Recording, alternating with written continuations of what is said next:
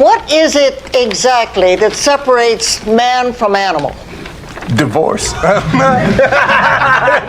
Never cracked a safe, never held a studio at gunpoint. Yet Betty White walked away with an entire television show. Here's the twist. The studio practically handed her the keys.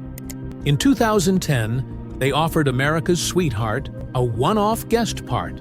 10 episodes later, she owned the set, the headlines, and a brand new legion of Gen Z fans. Stick around, because this is the playbook on how a 5'3" force of nature rewrote the Hollywood contract in plain sight. Think Betty White was just a charming grandma telling saucy jokes? Think again. Behind those dimples was a strategist who turned a tiny guest spot into late career domination. She didn't ask for more screen time. She made the writers beg to give it to her. One Facebook campaign, one Snickers ad, and one dazzling table read later, she hijacked an entire sitcom, earned another Emmy, and became the oldest host in SNL history.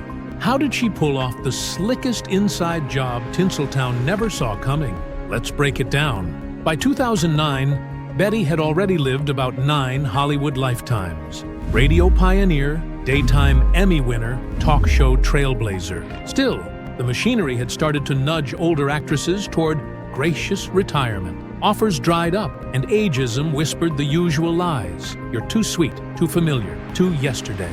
Betty's counter-move? Lean further in. She kept doing voice work, popping into commercials, and cracking self-deprecating one-liners on any red carpet that'd have her. Then, the internet flexed its collective muscle.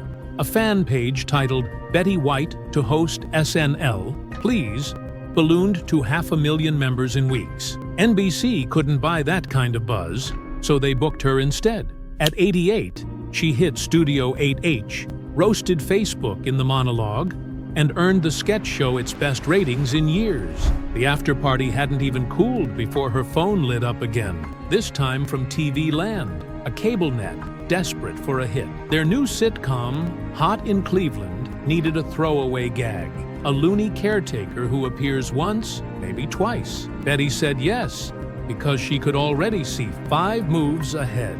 Picture day 1 on the Cleveland soundstage. Valerie Bertinelli, Jane Leaves, and Wendy Malick expected a polite 88-year-old to trade a few jokes and shuffle off. Betty showed up script-marked and scene-stealing. Between takes, she asked the writers rapid-fire questions. What if my Elka kept a flask in her knitting bag?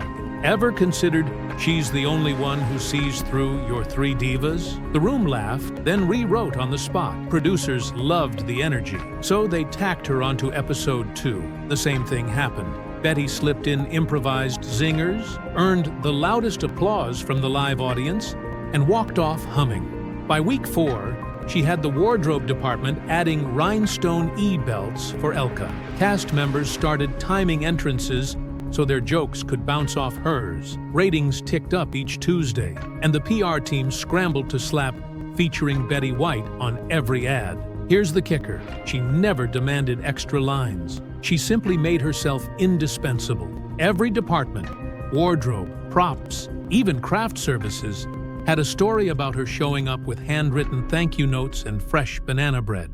Who cancels grandma after that? Halfway through season 1, the network held its quarterly review.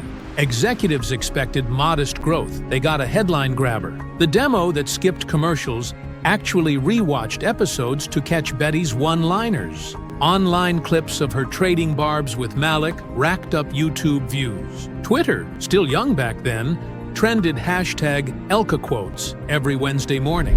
TV Land faced a choice. Stick to the original plan and let the guest arc expire, or rewrite the entire series Bible around an octogenarian firecracker. In TV terms, that's like asking if you'd like free money. The pickup order arrived before lunch. Upgrade Betty to series regular, build future episodes around her, and quietly shuffle the premise.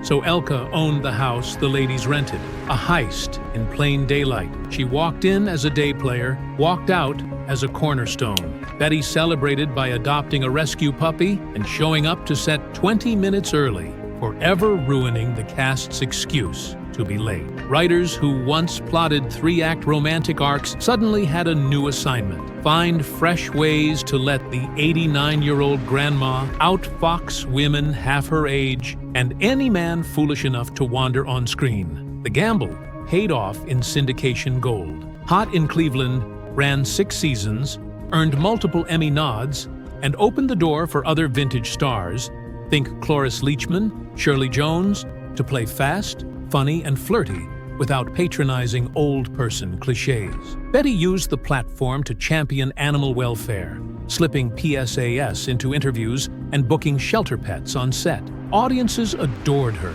Advertisers adored the numbers. Meanwhile, she stacked extracurricular wins: a Super Bowl-slamming Snickers spot, a best-selling memoir at 90, a hidden role prank show that proved she still had improv chops. Each project fed the next, creating a feedback loop of relevance. The same industry that shelves actresses at 40 was now chasing one pushing 90. And remember that Facebook campaign? Betty later joked she had no idea what a meme was, but she understood math. 500,000 signatures equals job security.